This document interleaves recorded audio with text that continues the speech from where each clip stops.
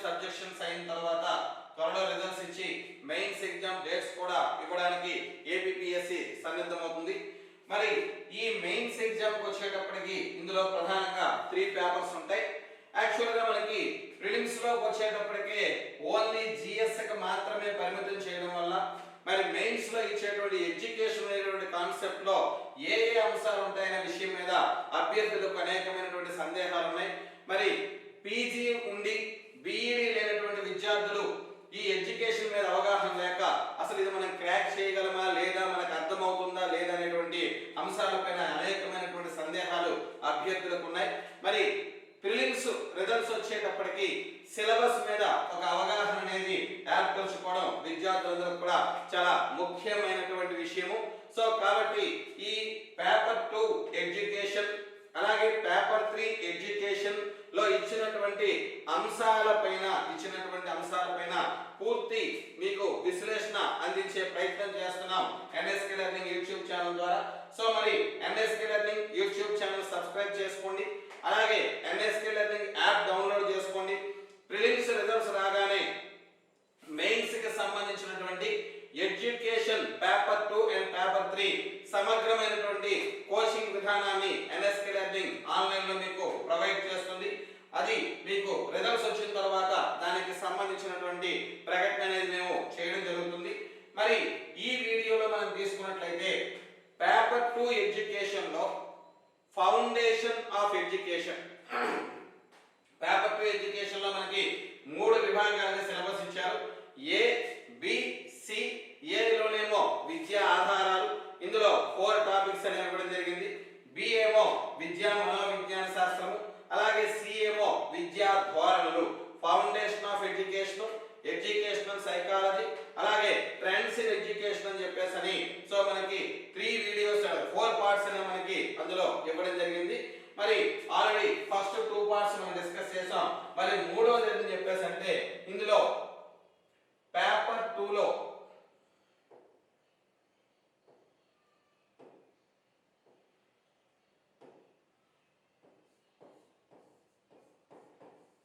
Paper 2 విద్య. So paper 2 విద్య, ఈ paper 2 విద్య దాంట్లో first ఏ విద్యా ఆధారాలు,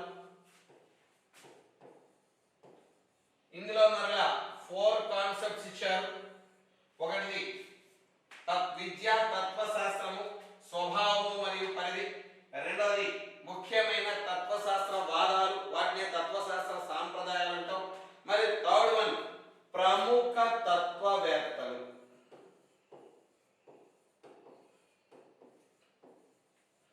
సో ఈ థర్డ్ కాన్సెప్ట్ ఏమి ఇచ్చారని చెప్పేసి అంటే ప్రముఖ తత్వవేత్తలు అనేటువంటి కాన్సెప్ట్ ని ఇవ్వడం జరిగింది. ఈ ప్రముఖ తత్వవేత్తలు అనేటువంటి కాన్సెప్ట్ లో ప్రధానంగా మనకి 5గురికి సంబంధించినటువంటి సమాచారం అయితే మనకి ప్రధానంగా సిలబస్ లో ఇవ్వడం జరిగింది. సో ప్రముఖ భారతీయ తత్వవేత్తలు 5గురు వ్యక్తుల గురించి మనం తెలుసుకోవాలి. అందులో మొట్టమొదటిది మహాత్మా గాంధీజీ. సో గాంధీజీ వాస్తవానికి ఒక ప్రఖ్యాతిగాంచినటువంటి మనకు రాజకీయంగా భారత స్వాతంత్రోద్యమ నాయకుడిగా మనం పరిగణిస్తాం. కానీ గాంధీజీ అద్భుతమైనటువంటి తత్వవేత్త. విద్యకు సంబంధించినటువంటి అనేకమైనటువంటి అంశాలని గాంధీజీ గారు ప్రజలకి చేరువ చేయడం జరిగింది. సో వివరించే ప్రయత్నం చేయడం జరిగింది. సో బేసిక్ ఎడ్యుకేషన్ అనేటువంటి కాన్సెప్ట్ తీసుకొచ్చారు. ప్రాతిపదిక విద్య 1937లో వార్ధా స్కీమ్ ఆఫ్ ఎడ్యుకేషన్ అని చెప్పేసి చెప్తాం. సో ఈ వార్ధా స్కీమ్ ఆఫ్ ఎడ్యుకేషన్ లో సబర్మతి ఆశ్రమంలో వార్ధా స్కీమ్ ఆఫ్ ఎడ్యుకేషన్ ని ప్రవేశపెట్టారు. సో అనుభవం ద్వారా విద్య, చేయడం ద్వారా విద్య అనేటువంటి అంశాలకి ప్రాధాన్యత అనేది ఇస్తూ విద్యకు సంబంధించినటువంటి ఎన్నో విషయాల్ని గాంధీజీ గారు విశ్లేషణ చేయడం జరిగింది. సో కాబట్టి ఇక్కడ తత్వశాస్త్ర పరంగా, విద్య పరంగా గాంధీజీ గారి యొక్క అంశాలన్నింటినీ కూడా ఈ టాపిక్ లో మనం చాలా డీటెయిల్ గా నేర్చుకోవడం జరుగుతుంది. అలాగే సో ఇక్కడ గాంధీజీ గారి యొక్క ఇంపార్టెన్స్ గా మనం తీసుకున్నట్లయితే బేసిక్ ఎడ్యుకేషన్,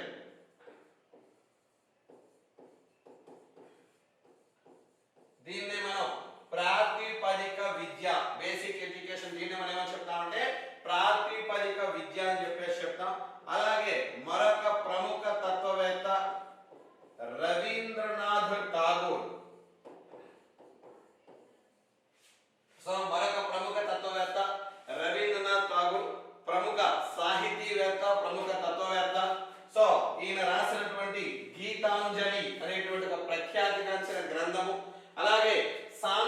శాంతినికేతన్ పాఠశాలను స్థాపించి బెంగాల్లో శాంతినికేతన్ అనేటువంటి పాఠశాలను స్థాపించి తన యొక్క విద్యా తత్వాన్ని వివరించేటువంటి ప్రయత్నం చేశారు రవీంద్రనాథ్ ఠాగూర్. మరి ఈ రవీంద్రనాథ్ ఠాగూర్ గారి యొక్క తత్వశాస్త్ర అంశాలన్నీ కూడా ఈ కాన్సెప్ట్ లో మనం డీటెయిల్ గా డిస్కస్ చేయాలి. అలాగే అరవింద్ ఘోష్,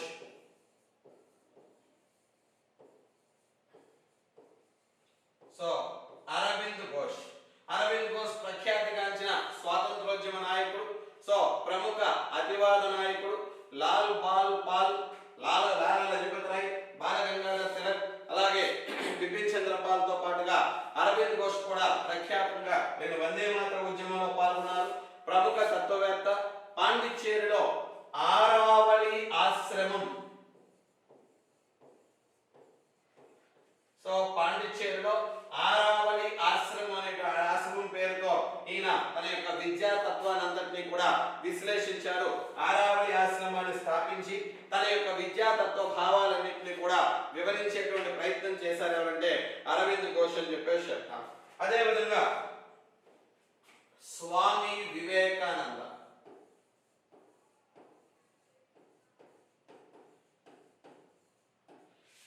స్వామి వివేకానంద భారతదేశ ఆధ్యాత్మిక రాయబారి అని చెప్పేసి చెప్తాం.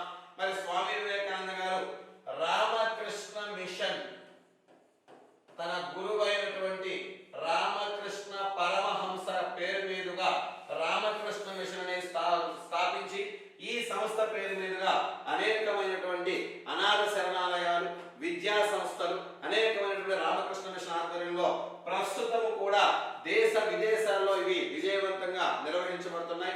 మరి విద్యకు సంబంధించి వివేకానంద గారి యొక్క ఫిలాసఫీ ఏంటి, వివేకానంద గారి తత్వం ఏంటనే విషయాన్ని ఈ కాన్సెప్ట్ లో మనం చాలా వివరంగా తెలుసుకునేటటువంటి ప్రయత్నం అయితే చేయడం జరుగుతుంది. అదే విధంగా జిడ్డు కృష్ణమూర్తి గారు,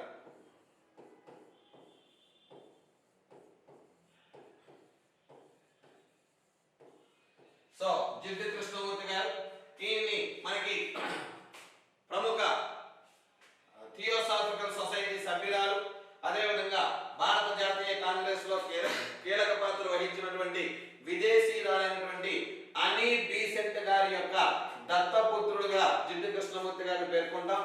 ఈయన చిత్తూరు జిల్లా మదనపల్లిలో బీటీ కాలేజ్ అనేది స్థాపించడం జరిగింది.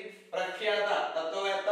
తన యొక్క విద్యా తత్వ భావాలన్నింటినీ కూడా మదనపల్లిలో బీటీ కాలేజీలో ఆయన విశ్లేషణ వివరించేటువంటి ప్రయత్నం చేశారు. ఇలా ప్రముఖ వ్యక్తులు, ప్రముఖ తత్వవేత్తలు వీళ్ళ యొక్క తత్వశాస్త్రానికి సంబంధించిన అంశాలన్నింటినీ కూడా ఈ టాపిక్ లో మనం డీటెయిల్ గా డిస్కస్ చేయడం జరుగుతుంది. ఫస్ట్ ఆఫ్ ఆల్ మనకి సిలబస్ ఏంటి, వాళ్ళకి సంబంధించిన ఏ అంశాలు మనం పరిశీలించాలి, ఇవన్నీ కూడా ముందు మనం అవగాహన ఏర్పరచుకున్నట్లయితే రేపు రిజల్ట్స్ వచ్చినాక మన పేరు ఉన్నట్లయితే, మన నెంబర్ ఉన్నట్లయితే ఏ విధంగా ప్రిపేర్ అవ్వాలనే అంశం మీద స్పష్టమైనటువంటి అవగాహన ఏర్పరచుకుంటారనే ఉద్దేశంతో విద్యార్థుల కోసం ఎన్ఎస్కే లెర్నింగ్ సిలబస్ ని మీకు అందించడం జరుగుతుంది.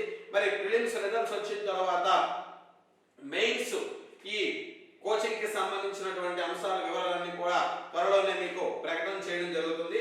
కాబట్టి NSK learning YouTube channel subscribe చేసుకోండి.